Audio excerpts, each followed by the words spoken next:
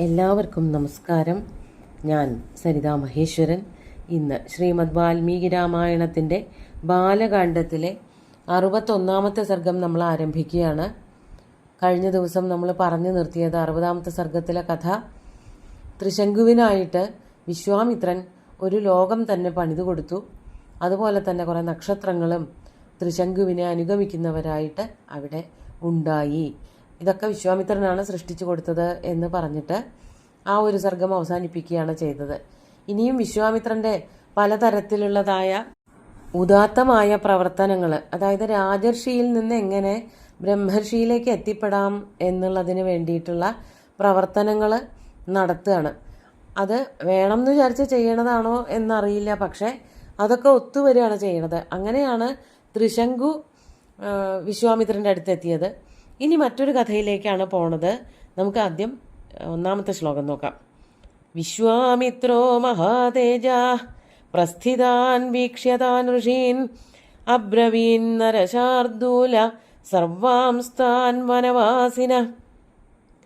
മഹാതേജസ്വിയായിട്ടുള്ള ആ വിശ്വാമിത്രൻ, മഹാതേജാഹ വിശ്വാമിത്ര പ്രസ്ഥിതാൻ താൻ ഋഷീൻ വീക്ഷ്യ. യാഗമൊക്കെ ചെയ്തു കഴിഞ്ഞു, ത്രിശങ്കുവിൻ്റെ കാര്യങ്ങളൊക്കെ കഴിഞ്ഞു. അങ്ങനെ അവിടെ നിന്ന് തിരിച്ചു പോകുന്നവരായിട്ടുള്ള ഋഷിമാരെ എല്ലാവരെയും കണ്ടിട്ട് താൻ ഋഷീൻ വീക്ഷ്യ പുറപ്പെട്ട, പ്രസ്ഥിത എന്ന് വെച്ചാൽ യാത്ര പോകുന്നവരായ ഋഷിമാരെ എല്ലാവരെയും നോക്കിയിട്ട് എന്ത് ചെയ്തു? അല്ലയോ നരശാർദൂല ശ്രീരാമ, താൻ സർവാൻ വനവാസിന അബ്രവീത്. വനവാസികളായിട്ടുള്ള ആ ഋഷിമാരോടായിട്ട് പിന്നീട് വിശ്വാമിത്രൻ ഇപ്രകാരം പറഞ്ഞു. അബ്രവീത് എന്താണ് പറഞ്ഞത്? അതാണ് 2-ാമത്തെ ശ്ലോകം. മഹാവിഘ്ന പ്രവൃത്തോയം ദക്ഷിണാമാസ്ഥിതോ ദിശമന്യാം പ്രപത്സ്യാമസ്തത്ര തപ്സ്യാമഹേ തപ. ഈ ഒരു പ്രദേശം എന്ന് പറയുന്നത് വളരെയധികം തടസ്സങ്ങളുള്ളൊരു സ്ഥലമാണ്. അതാണ് മഹാവിഘ്ന അയം പ്രവൃത്ത. ഇവിടെ താമസിക്കുന്നതിനിടയ്ക്ക്, അതായത് ഈ ദക്ഷിണ ദിക്കിൽ താമസിക്കുന്നതിനിടയ്ക്ക് വളരെയധികം വിഘ്നങ്ങൾ എൻ്റെ ജീവിതത്തിൽ അല്ലെങ്കിൽ തപസ്സിനിടയ്ക്ക് സംഭവിച്ചു. തപസ്സൊക്കെ മുറിഞ്ഞുപോയി. അതാണ് മഹാവിഘ്ന പ്രവൃത്തോയം ദക്ഷിണാം ആസ്ഥിതോ ദിശം. ദക്ഷിണാം ദിശം ആസ്ഥിത.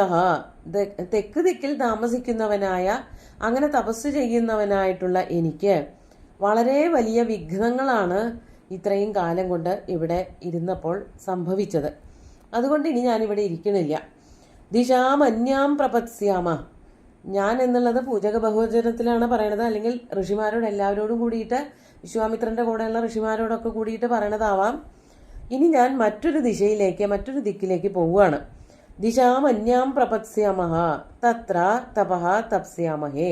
അവിടെ ഇരുന്നു കൊണ്ട് ആ മറ്റൊരു സ്ഥലത്ത് എവിടെയാണോ വെച്ചാൽ അവിടെ പോയിട്ട് കഠിനമായിട്ട് നന്നായിട്ട് എത്ര നേരം വേണമെങ്കിലും തപസ് ചെയ്യാം.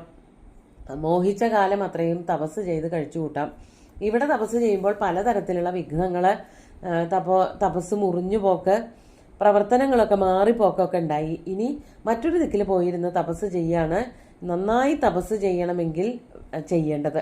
അതുകൊണ്ട് ഞാൻ പോവുകയാണ്, നിങ്ങൾക്ക് എല്ലാവർക്കും വേണമെങ്കിൽ എൻ്റെ കൂടെ വരാം എന്നുള്ള രീതിയിൽ വിശ്വാമിത്രൻ മുനിമാരോട്, അവിടെ കൂടി ഉണ്ടായിരുന്ന പിന്നീട് യാത്ര പുറപ്പെട്ടു പോയവരായ മുനിമാരോട് പറയുകയാണ് ചെയ്യണത്. എന്നിട്ട് എവിടെ പോണത്? അതാണ് 3-ാമത്തെ ശ്ലോകം. പശ്ചിമായാം വിശാലായാം പുഷ്കരേഷു മഹാത്മന സുഖം തപശ്ചരിഷ്യാമ സുഖം തദ്ധിതപോവനം. ഇവിടെ നിന്ന് പടിഞ്ഞാറ് ഭാഗത്ത്, പശ്ചിമായാം വിശാലായാം, പടിഞ്ഞാറ് ഭാഗത്ത് വിശാലമായിട്ടുള്ള തപോവനങ്ങൾ ധാരാളമായിട്ടുണ്ട് എന്ന് കേട്ടിട്ടുണ്ട്. അതാണ് പശ്ചിമായാം വിശാലായാം പുഷ്കരേഷു മഹാത്മനഃ. അല്ലയോ മഹാത്മാക്കളെ, ഇവിടെ നിന്ന് പടിഞ്ഞാറ് ഭാഗത്ത് വളരെ വിശാലമായിട്ടുള്ളൊരു പ്രദേശമുണ്ട്. അവിടെ ധാരാളം പുഷ്കരങ്ങൾ എന്ന് വെച്ചാൽ താമരകളോ ഒക്കെ ഉണ്ട്. നല്ലൊരു പ്രദേശമാണ്. അവിടെ ഇരുന്നു കൊണ്ട്, പുഷ്കര തീരങ്ങളിൽ ഇരുന്നു കൊണ്ട് നമുക്ക് സുഖമായിട്ട് തപസ് ചെയ്യാം. സുഖം തപശ്ചരിഷ്യാമഹ. സുഖമായിട്ട് അവിടെ ഇരുന്നു കൊണ്ട് നമുക്ക് തപസ് ചെയ്യാം. ആ തപോവനം വളരെ സുഖമുള്ളതാണ്. സുഖം തദ്ധി തപോവനം. അവിടെ ഇത്തരത്തിലുള്ള വിഘ്നങ്ങളൊന്നും ഉണ്ടാവില്ല. ആരും വന്ന് തപസ് മുടക്കുകയൊന്നും ഉണ്ടാവില്ല. നമുക്ക് സുഖമായിട്ട് എല്ലാവർക്കും കൂടിയിട്ട് പടിഞ്ഞാറ് ഭാഗത്തുള്ളതായ തപോവനത്തിൽ ഇരുന്നു കൊണ്ട് തപസ് ചെയ്യാം എന്ന് വിശ്വാമിത്രൻ കൂടെ ഉണ്ടായിരുന്ന ഋഷിമാരോടൊക്കെ പറയാണ്. എന്നിട്ട് ഏവമുക്ത്വാ മഹാതേജ പുഷ്കരേഷു മഹാമുനി തപ ഉഗ്രം ദുരാധർഷം തേപേ മൂലഫലാശന.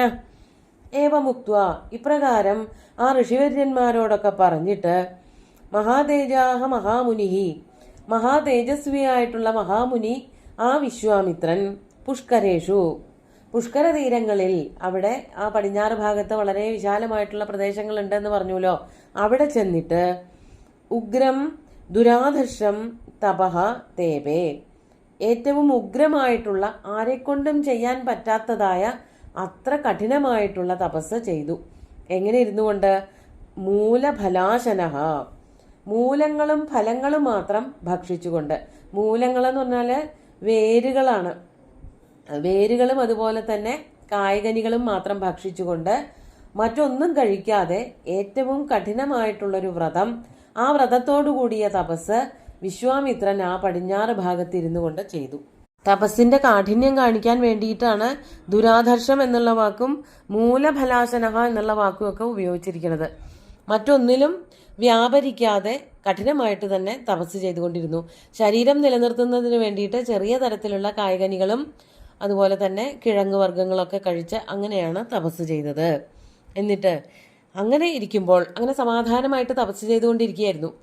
അങ്ങനെ ഇരിക്കുമ്പോഴാണ് പെട്ടെന്ന് മറ്റു ചില സംഭവങ്ങൾ ഉണ്ടാവുന്നത്. അതാണ് പറയാൻ തുടങ്ങുന്നത്. ഏതസ്മിന്നേവ കാലേതു അയോധ്യാധിപതിർമഹാൻ അംബരീഷൈതിഖ്യാതോ യഷ്ടും സമുപചക്രമേ. ആ കാലത്ത് ഏതസ്മിന്നേവ കാലേ, അതായത് വിശ്വാമിത്രൻ കഠിനമായിട്ടുള്ള തപസ് ചെയ്തുകൊണ്ടിരിക്കുമ്പോൾ അതേ സമയത്ത് തന്നെ അയോധ്യാധിപതി, അയോധ്യയിലെ മറ്റൊരു രാജാവ്, ആദ്യം പറഞ്ഞത് അയോധ്യയിലെ ഒരു രാജാവായിട്ടുള്ള ത്രിശങ്കുവിന്റെ കാര്യമാണ്. ഇപ്പോൾ വേറൊരു രാജാവ്, ആ രാജാവിന്റെ പേരാണ് അംബരീഷൻ എന്ന്. മുമ്പേ പറഞ്ഞതായിട്ടുള്ള അംബരീഷൻ അല്ല, അത് വേറെ. അതായത് പുരാണത്തിലൊക്കെ നമ്മൾ കണ്ടിട്ടുള്ളതായ ദുർവാസാവും അംബരീഷനും അങ്ങനെ ഒരു കഥയുണ്ടല്ലോ. ദുർവാസാവിനെ തുരത്താൻ വേണ്ടിയിട്ട് തൻ്റെ ചക്രം തന്നെ അംബരീഷന് കൊടുത്തതായിട്ടുള്ള, അതായത് ദുർവാസാവിനെ തുരത്താനല്ല, ശത്രുക്കളെയൊക്കെ തുരത്താൻ വേണ്ടിയിട്ട് ചക്രം ഭവാൻ പ്രവിദധാര സഹസ്രധാരം എന്ന് പറയണ ആ സുദർശന ചക്രത്തെ തന്നെ കാവൽക്കാരനായിട്ട് വച്ചിട്ട് അങ്ങനെ ഒരു അംബരീഷനെ പറ്റി കേട്ടിട്ടുണ്ട്. ആ അംബരീഷനല്ല, ഇത് വേറൊരു അംബരീഷനാണെന്നാണ് മനസ്സിലാവുന്നത്.